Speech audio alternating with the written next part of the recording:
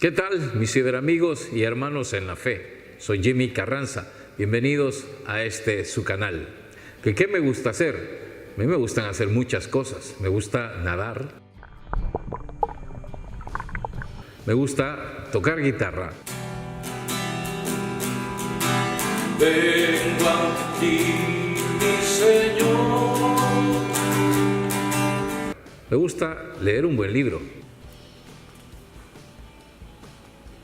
Me gusta ir de pesca.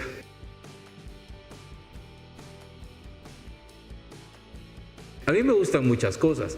Lo que más me gusta y apasiona es conocer gente, y particularmente gente que de alguna manera ha dejado huella, ha dejado un cambio significativo en la historia de la humanidad, ha dejado beneficios a las personas, se ha destacado y sobre todo han dejado muchos frutos.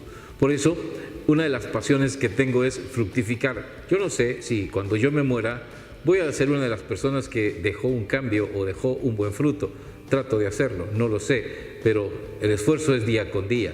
Por eso trato de buscar en la Biblia y leer mucho acerca de la fructificación. Hoy voy a hablarles de cómo producir frutos, porque una de las cosas que Dios quiere de nosotros es que produzcamos frutos. Jesús lo dijo: la gloria de mi Padre está en que deis mucho fruto, llegando a ser así mis auténticos discípulos. Por eso el tema de este día se titula: Dios limpia mi tierra para que produzca buenos frutos.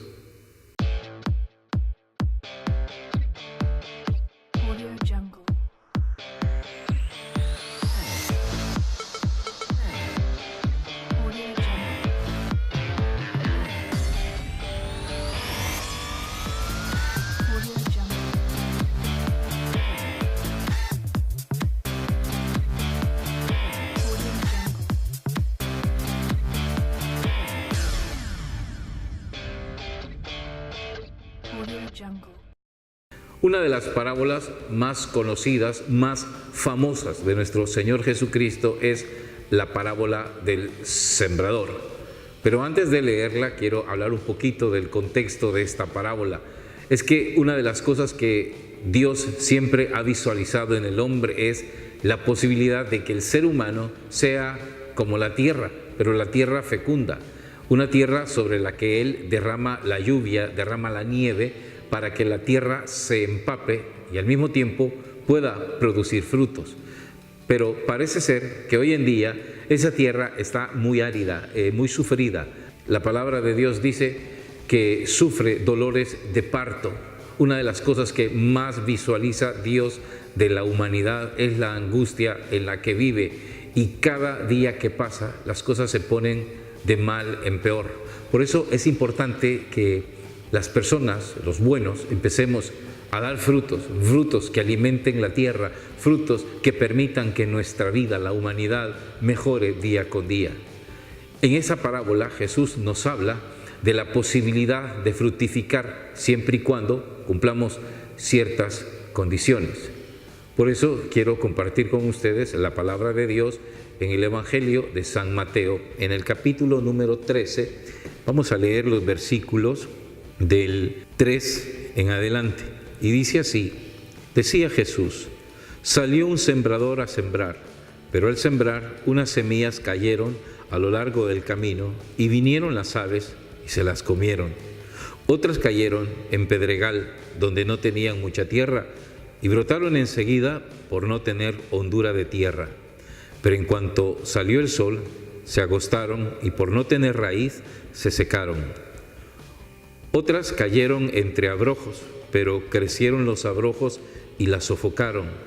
Otras cayeron en tierra buena y dieron mucho fruto, uno a 100, otra a 60, otra a 30. Palabra de Dios, te alabamos, Señor. Este es el discurso donde Jesús nos habla en parábolas. Todo lo que dice, lo dice en parábolas, y cuesta entenderlo. Aunque esta parábola Jesús la explicó más adelante, habló brevemente de lo que significaba cada porción de tierra y clasificó a la tierra en 4 categorías. Es como que si a los humanos nos clasifica en 4 categorías. Los primeros, los indiferentes. Dice Jesús, esa semilla cayó a lo largo del camino, ni siquiera cayó en la tierra no la recibió. Y por supuesto, dice el Señor, llegaron los pájaros, se comieron la semilla y la semilla no dio fruto. Así de simple. Esa sola gente indiferente, que no le interesa, que simplemente vive el día con el día, no le interesa fructificar. Pero vamos, son gente que le gusta reclamar derechos, que hace marchas, que grita, que protesta, que exige que se haga lo que ellos piden y desean. Y lo lamentable de todo esto es que muchos políticos con ganas de ganar votos o simpatía, demagógicamente, apoyan a estas personas, apoyan a este tipo de marchas, de protestas. Pero hay otro grupo de gente que no solo los apoyan, nadie se protesta por ellos, nadie lucha por ellos. Y son estos que ven en las fotos que voy a poner alrededor. Son los pobres, nadie protesta, nadie hace una marcha por ellos reclamándoles sus derechos y que esta gente pueda tener mejor comida, mejores condiciones de vida. La gente no hace eso. Y si empezamos a protestar por ellos, nos tilden de comunistas, de guerrilleros, de subversivos. Qué triste, esa es la realidad del indiferente. Ha cambiado la visión y el esquema de ver el mundo. Parece ser que para los indiferentes, los buenos son los malos. Los que estamos en las cosas de Dios, los que buscamos la vida con Dios, la religión, somos la amenaza a vencer. Y estamos, como James Bond, en la mira de los asesinos. Nos están persiguiendo, nos están matando. Están haciendo muchas cosas con los cristianos, porque los cristianos queremos un mundo mejor. Pero para los que quieren un mundo peor, a eso sí, hay que apoyarlos. Hay que crear ONGs para darles dinero, para sustentarlos. Estamos un poco mal, pues esos son la primera categoría, los indiferentes, los que solo miran para sí mismos, no se miran en función de los demás, no se proyectan. Son los que diría Abraham Maslow, gente en estado de deficiencia. La segunda categoría de la que Jesús habla y también la explica es de aquellos que son muy superficiales. La gente que evidentemente deja que la semilla caiga en sus vidas y crece la semilla, pero sin embargo las piedras, los pedregales de los que habla Jesús, no permiten que la tierra sea abundante y por tal razón no producen mucha raíz, no se enraizan en las cosas.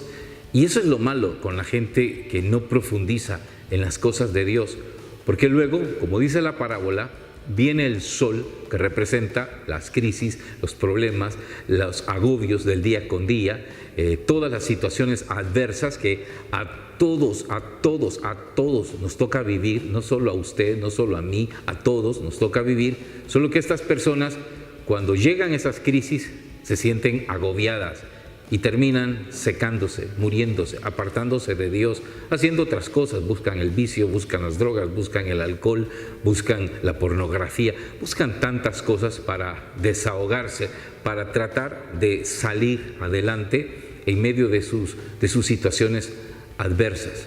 Pero la razón ¿cuál es? Pues no profundizaron, fueron muy superficiales. Esa es la segunda categoría. La gente superficial, la gente que no logra penetrar más en los misterios de Dios.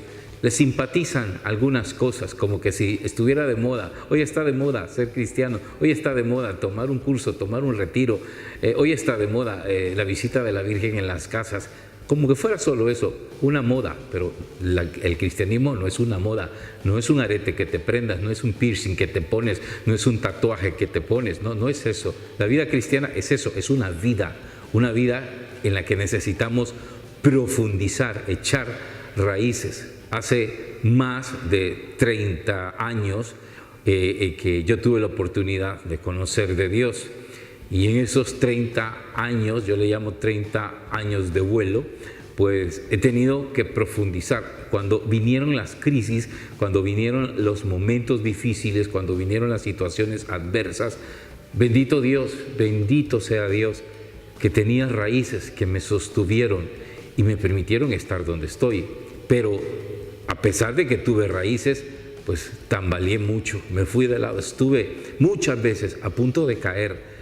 Una de las plantas que yo más admiro son las palmeras, porque las palmeras las vemos nosotros como son de espigadas, de altas, de crecidas, y los huracanes las mueven, casi que las retuercen, pero muy raras veces se sabe de palmeras que han sido abatidas por los huracanes. Bueno, grandes árboles como los ceibos o los cedros, los huracanes los botan, pero en el caso de las palmeras es muy difícil. ¿Y sabe por qué? Porque sus raíces son pero tan profundas y tan grandes que difícilmente pueden ser arrancadas de la tierra. Entonces necesitamos quitar los pedregales, quitar lo que estorba en la tierra para que podamos penetrar con las raíces y echar frutos. La tercera categoría es la gente que sí echa raíces, pero hay un pequeño problema: crecen junto a los espinos, junto a los abrojos, le llama la Biblia. Esta gente es la gente sensual, yo así le llamo, la gente sensual, la gente que se deja seducir por las cosas del mundo, por las vanidades, por las tentaciones mismas del mundo, y obviamente eso llega a ahogar a la planta, no le permite crecer. Por eso se habla de la necesidad de cortar la viña para que la espiga, el trigo, pueda crecer libre, ya que las plantas, la maleza que está alrededor, las ahogan. Lo que debemos cortar de raíz para que nuestra vida sea fructífera es todos los helechos malignos, lo que está a nuestro alrededor, lo que no nos permite crecer, lo que nos genera mucha tentación, y sobre todo esa tentación que nos induce a apartarnos de Dios. Yo he conocido gente que ha sido líder en iglesia, pero lamentablemente tenía muchas tentaciones. Una de las tentaciones más grandes, más fuertes, es la vanidad, el ego, que quieren que su ego sea alimentado, y de repente encuentran un lugar donde tienen buenas posiciones, adquieren buenos estatus. Yo conocí a un amigo que era el líder en el movimiento juvenil donde yo empecé, y de repente lo encontré a una persona crecida, muy próspera, muy exitosa, y ya no estaba en la iglesia. Y yo le pregunté: ¿y por qué? ¿Por qué ya no vas a la iglesia? Y él me dijo que no, que eso eran cosas de chiquillo cuando él tenía tiempo, pero ahora era una persona importante que ya no tiene tiempo para esas cosas. Entonces él se llenó de mucho ego. Él es una persona exitosa, evidentemente, una persona que ha logrado mucho, pero sin embargo, a pesar de que echó raíces, porque fue líder de iglesia, se secó. Las plantas esas que decíamos, los espinos, los abrojos, la ahogaron. Simplemente esa fe se murió porque se sintió ahogada en medio de todas aquellas circunstancias pesadas, cargadas de tentaciones, de seducciones. Mire que no es fácil vencer las tentaciones, todos las tenemos. El mismo Jesús las tuvo. Es que no es malo tener tentaciones. La tentación es una condición humana, una inclinación a determinadas cosas que nos producen placer, pero las tentaciones en sí mismo no son malas. Eso no es malo. No es malo tener tentación de comerse un buen chocolate, claro que no es malo. No es malo la tentación de dormir una siesta. Hay ciertas tentaciones que son inocentes, que no son malas, que no entrañan ninguna maldad. Pero hay tentaciones en las cuales, si sucumbimos, evidentemente se hiere nuestra alma, nos volvemos frágiles, y lo peor del caso es que nos apartan de Dios. ¿Por qué? Porque la primera conducta del ser humano cuando cae en una tentación es apartarse de Dios. Lo vemos con nuestros primeros padres, Adán y Eva. Cuando ellos cayeron en la tentación de creerse igual a Dios, la primera reacción de ellos fue ocultarse, se ocultaron a los ojos de Dios. El relato bíblico, que es un cuentecito, nos dice que Dios bajó y quería hablar con el hombre, lo hacía a las 3 de la tarde, todos los días. Pero ese día no encontraba al hombre, lo empezó a buscar y el hombre estaba escondido. Y Dios le pregunta: ¿por qué estás escondido? Y el hombre contesta: porque hemos pecado, porque hemos fallado, porque estamos desnudos, hemos descubierto nuestra desnudez, nuestra fragilidad. ¿Por qué? Porque cayeron en la tentación. Por eso el apóstol Santiago en su carta dice: cuando seas tentado, no digas que es Dios el que te tienta, porque Dios ni es tentado por el mal, ni tienta a nadie. Cada uno es tentado, dice el apóstol Santiago, por su propia concupiscencia, que lo seduce, lo engaña, lo lleva al mal, y el pecado, una vez consumado, engendra la muerte. Pero, ¿qué es la concupiscencia? La concupiscencia es el daño que nos produjeron nuestros primeros padres y está en nuestro código genético, ahí está presente hasta que nuestra naturaleza no sea restaurada por la misericordia de Dios. Ahí estará ese daño. ¿Y qué es ese daño? ¿Qué es la concupiscencia? Es simple y llanamente la inclinación al mal. Eso es la concupiscencia, ese deseo natural de seducirnos en el mal. Mírelo de manera muy práctica. Si yo invito a mucha gente a un rosario, seguramente llegará poca gente, y de la gente que llegue, llegarán tarde, y a lo mejor tendrán muchos compromisos más importantes por los cuales no llegarán. Pero si yo invito a una parranda, a una fiesta, a un asado, donde va a haber bebida, cerveza, vodka, tantas cosas, le aseguro que se llena la casa, no da abasto. Así somos. Lo malo nos seduce, lo bueno lo rechazamos, lo repudiamos, no nos encanta, no nos ilusiona, no nos apasiona. Si no, mire usted cuánta gente que padecemos de gordura, no vamos al gimnasio por pereza, porque nos cuesta levantarnos temprano, nos cuesta coger una disciplina de ir a correr, de hacer ejercicios, de educar nuestro cuerpo, nos cuesta, porque los sacrificios cuestan. Pero si se trata de dar una buena comilona, de dar una buena bebida, de parrandear, eso no cuesta, eso es fácil, la gente lo hace, constantemente lo hacemos, participamos de eso, nos es más fácil. Los domingos, a mí me cuesta los domingos ir a misa. Hermano Jimmy, ¿y a usted le cuestan los domingos ir a misa? Sí, me cuesta, porque tenemos que ir a misa temprano y me cuesta el domingo levantarme temprano. Yo sé que es para ir a ver a Dios, pero la carne, como dicen aquellos cantantes, dale a tu cuerpo alegría Macarena, dale a tu cuerpo alegría y cosa buena. Mi cuerpo en ese momento en la cama me dice, otro rato, ve más tarde, ahí ve a la misa de mediodía.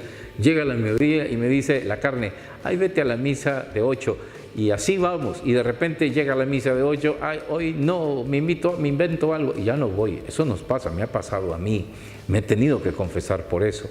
Por eso es importante que entendamos cuán necesario es apartar de nuestra tierra todas las tentaciones, luchar día con día para tener el control de nuestra vida y no que las tentaciones nos controlen a nosotros. Cuarta categoría, están los buenos, los que producen frutos, los que tienen la tierra fecunda, lista para producir, libre de piedras, libre de espinos.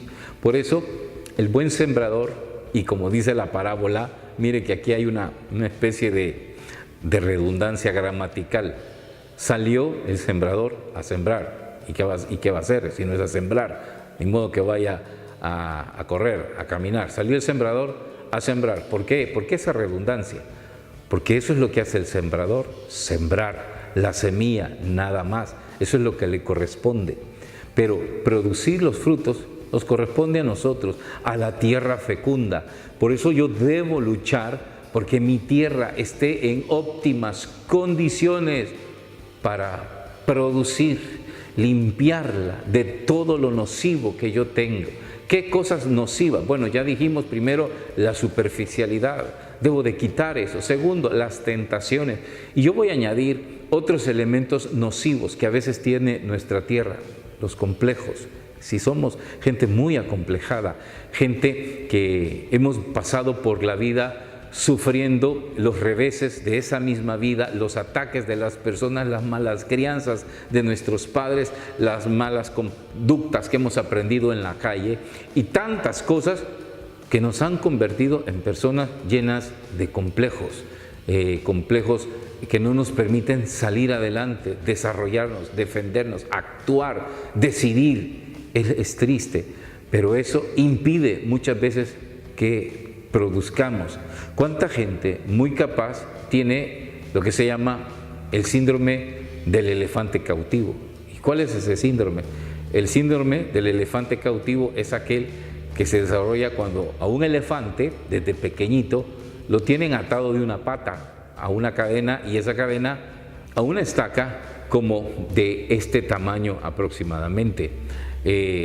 Para un elefante pequeño, a lo mejor esa estaca le resulta difícil de quitar porque está pequeño, pero en la medida en que va creciendo el elefante va desarrollando más fuerza, pero cuando siente el trabón de la estaca clavada al suelo, él tiene lo que se llama en psicología un reflejo condicionado. Su mente se programó a no luchar en contra de la estaca, por eso él se mantiene atado a la cadena con la estaca pequeña, porque su mente así está programada. Él, si pensara, si fuera una persona con una mente desarrollada, dijera: hombre, si soy estúpido, ¿cómo voy a estar atado a esta estaca? Yo soy fuerte, la arranco de una patada y ¡zas!, ya soy libre. Pero él así está, por eso se llama el síndrome del elefante atado a la estaca. Mucha gente así está, mucha gente que tiene grandes capacidades de salir adelante, pero está atado a estacas pequeñas, no crece, no sale, no se desarrolla, no puedo, no soy, no me quieren. Esos son complejos, simplemente complejos, que no te dejan dar fruto. Otras veces, la negatividad. Hay mucha gente negativa. Es que no, es imposible, la gente no cambia, ¿para qué lo voy a hacer? Además, si yo lo hago, nunca me funciona. Es gente negativa, como que si todo fuera no, no, no en la vida. Han tenido tantos no, que, hombre, viven atados a eso. ¿Qué tal si todos nos quedáramos con los no? ¿Cuántas veces nos dijeron no, pero tuvimos que hacerlo? Una vez hablaba con un padre que era mi asesor, mi director espiritual en aquel entonces, el padre Juan Rivas, y me decía algo que yo comulgo con él al 100%. Prefiero pedir disculpas que pedir permiso. En vez de que me digan no, yo lo hago, y si me equivoco, pues pido disculpas. Pero es un hombre aventado que hace las cosas. Yo aprendí mucho de él, a hacer las cosas. Tengo este programa gracias a la inspiración del padre Juan Rivas, porque yo también pensaba, no voy a poder, no sé qué decir, pero lo hice, y ahora tengo todo un canal, tengo todo un estudio, tengo todas las cosas que Dios me ha permitido para hacerlo. Es como que si Dios me dijera: vamos, tonto, ahí está todo, ¿por qué no lo haces? Ya te di todo, te di cámara, te di equipo, te di todo, hazlo. Y eso estoy haciendo. No son los grandes programas de la historia, pero bueno, quiero dar mi aporte, aunque sea en poco. De eso se trata, romper esos esquemas fallidos, salir al paso y alcanzar nuestras metas. Solo así, limpiando nuestra tierra, daremos muchos y abundantes frutos. Quiero invitarle a que hagamos una oración. Padre bueno, Padre del cielo, Padre amoroso, gracias por habernos permitido recibir de ti esa semilla, y queremos que esa semilla fecunde. No somos la mejor tierra, quizás no somos la tierra mejor preparada, pero queremos disponerla, quitarle las piedras, quitarle los espinos, quitarle todo lo nocivo que tiene y nutrirla con tu espíritu para que pueda producir frutos. Quiero que al irme de esta tierra, Señor, quede mi huella, quede mi reflejo, quede mi estela, que la gente pueda hablar no de lo mal que hice, sino de lo bueno que hice, pero solamente tú puedes ayudarme a transformar día con día esta tierra que hay en mí. Sé que muchas veces me he quejado, he vivido llorando porque no he producido, pero no he producido no porque no pueda, sino simplemente porque aún mi tierra no la he preparado. Me comprometo de hoy en día contigo a prepararme, a limpiar mi tierra para darte más frutos. Todo te lo agradezco en tu dulce nombre y por la intercesión de nuestra Madre, la siempre Virgen María, a ti que vives y reinas por los siglos de los siglos. Amén. Adiós. Gracias YouTube y gracias por mirarnos en televisión y por internet. Para suscribirse, solo dele un clic abajo.